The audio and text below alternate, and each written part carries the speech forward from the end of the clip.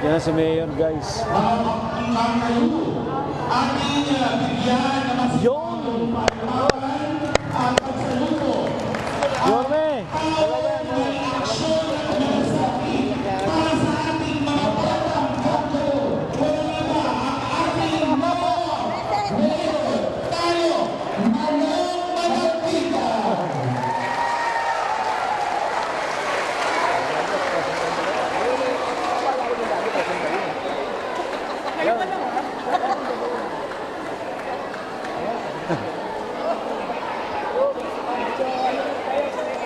Muli po ating palakpakan ang ating puting Mayor, Alo Marimba.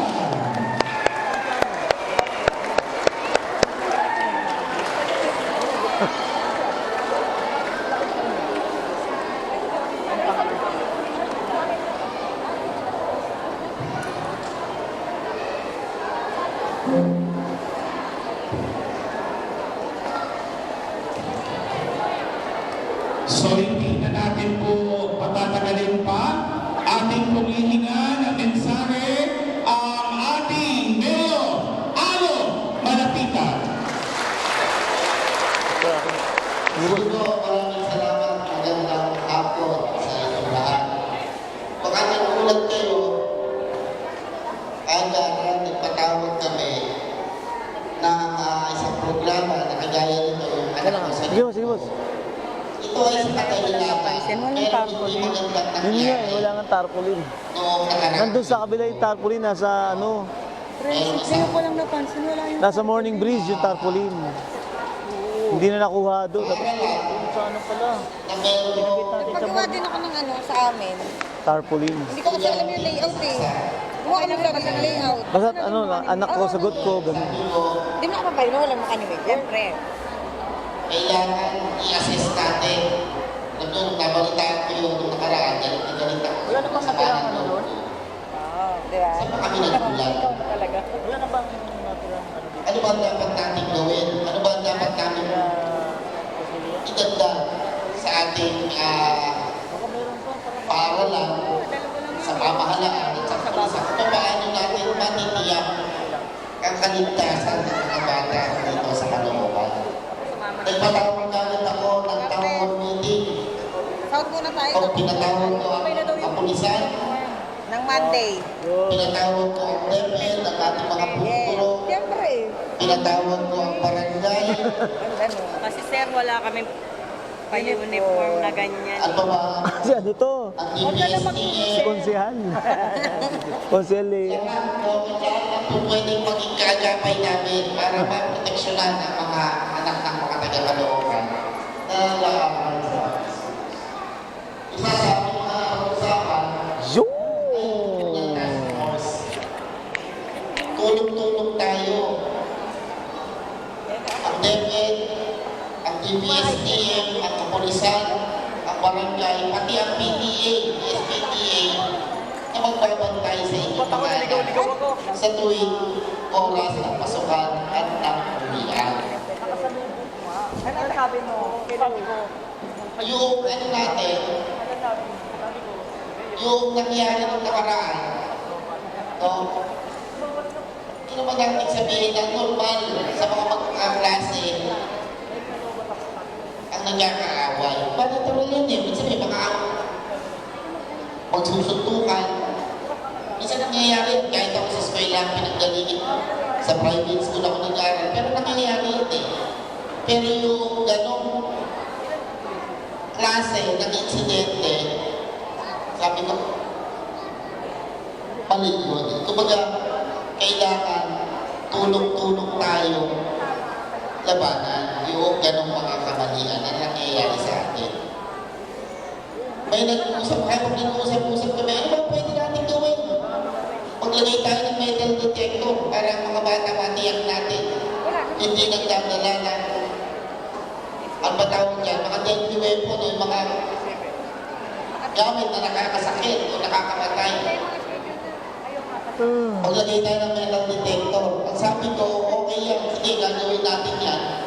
Pero, pag ang bata, pinapasok mo sa kada metal detector, o titignan yung malilate ang bawat bata, ilan ang bata sa paaralan. Diba? Makakatulong, pero tatagal. Baka malate ang mga estudyante natin. Ganon din naman, may mga nakakalusot dyan. Hindi naman lahat na-detect yan eh. Minsan nalulusutan yan. Kaya sabi ko, napakahalaga ang partisipasyon ng magulang. Dito pa lang sa paaralan, tali ang kamay eh. Unang-unang tali ang kamay ng batas. Tali ang kamay ng DepEd. Tali ang kamay ng pamahalang lungsod. Pag ang offender, pag may nahuli kayo may dalang patalim, hindi nyo rin pala ma-expend. Pag suspend, matagal ng proseso pa. Kaya, paano mangyayari? Doon sa nakaraan, pinasundo sa magulang, pinatawag yung magulang, ang problema, hindi naman yata dumating yung magulang. Kaya sabi ko, paano gagawin natin kung hindi nag-cooperate ang ating mga magulang? Baka kailangan natin mag-undergo ng isang seminar na magtulong-tulong tayo. Nung nalaman namin, yung bata, yung offender, sabi may mga nagsabi sa school din namin, may nabalita kami may nagdadala ng ganyang aim o may nalaman kami gano'n. Pero sabi, alam ng magulang niya. Tayo bilang magulang, saan pakiusap ko? Natin na ating mga anak hindi nagdadala ng mga gano'ng patalim o anumang gamit na po pwede ng mga ka-eskwela nila. Sana kayo pa lang sa bahay bago pumasok ang inyong mga anak, chikin na ninyo yung bag nila. Kasi hindi nga ito bawat isa, chikin mo dyan sa gilid, nalate yan. Mahalaga ang papel ng ating mga magulang, mahalaga ang papel ninyo. Kaya inaasahan ko sa pamamagitan ng itong ating patawag ay pagkatulong-tulong tayo. Pinakamasakit na mangyayari sa atin, para sa akin bilang mayor, ay yung mga anak ng mga taga-Caloocan matakot mag-aral dahil natatakot silang may mangyari sa kanila.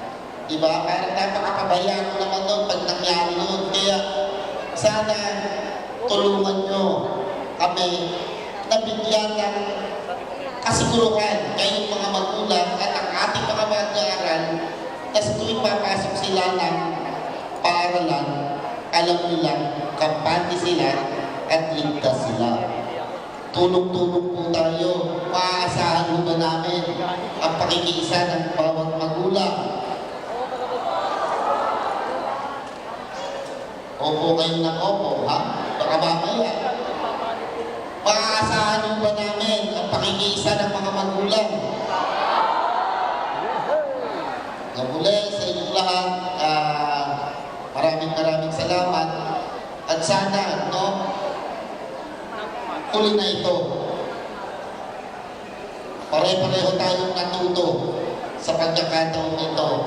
Sabi nyo nga, yung pinangyarihan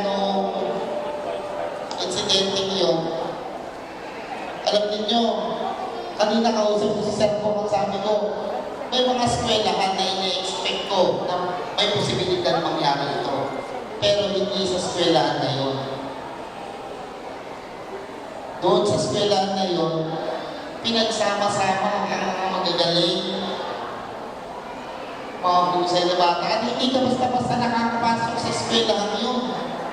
Ibig sabihin, hindi ka basta-basta makakapag-enroll doon. Yung eskwelahan yun, nasa loob ng subdivision. Kaya nga sabi ko, hindi ko ina-expect na yan mangyayari sa eskwela yan.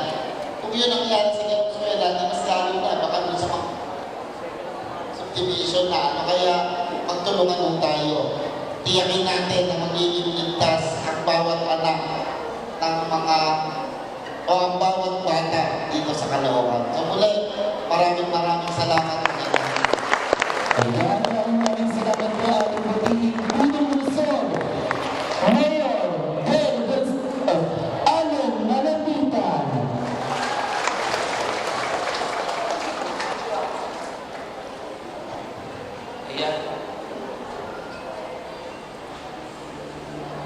Ayan, magpipicture po muna daw ang ating mga principals together po with our mayor and city councilors.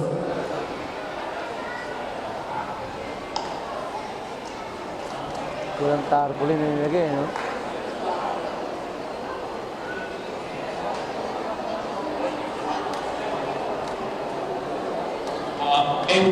Ask everybody to stand up. Okay lang po ba?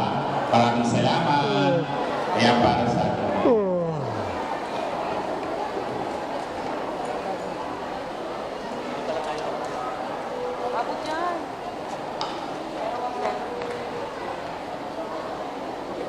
Muli po maraming salamat, Mayor. Pasalamatan naman natin si Mayor. Salamat, Mayor. Ayan, sa pagbibigay niya ng isang makabuluhang activity sa inyo sa pamamagitan ng ito parenting seminar. So isa nga po yun sa rason kung bakit meron tayong bigla-biglang seminar ay para ipaunawa sa inyo baka ang mga magulang nagkukulang na no, sa ating mga anak pagdating sa atensyon na ibinibigay sa kanila.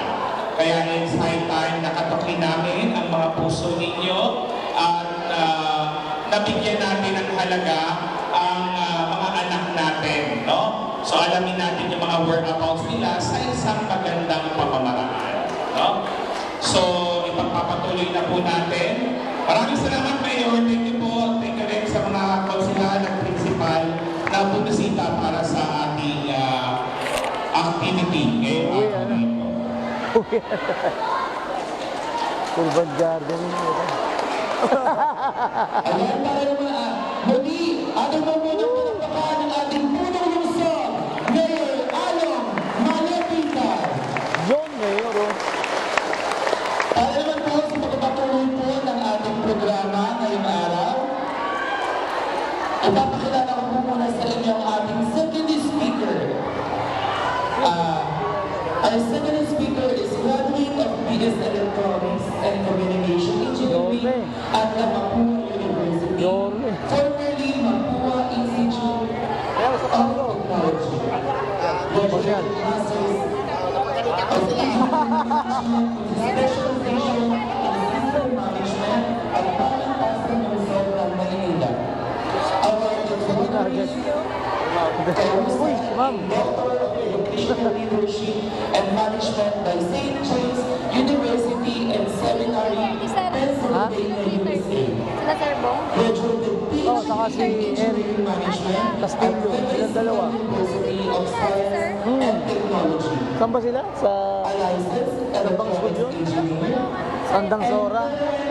Vice President for Administration Pagod na. of College and Engineering Natuloy kanina kahit konti lang. Dumami rin siya eh. Dumami siya. Kaso nga lang, late na. Kaya... Kalahati na. Oo, kalahati na. Pagod. Uminit na yung tayo, uminit na yun. Pero doon, pumunta sa ano, sa... Ano ngayon? Anong school yun? Gregorio de Jesus, doon pumunta. Doon pumunta. Urban gardening si Boss Wenas. Urban gardening.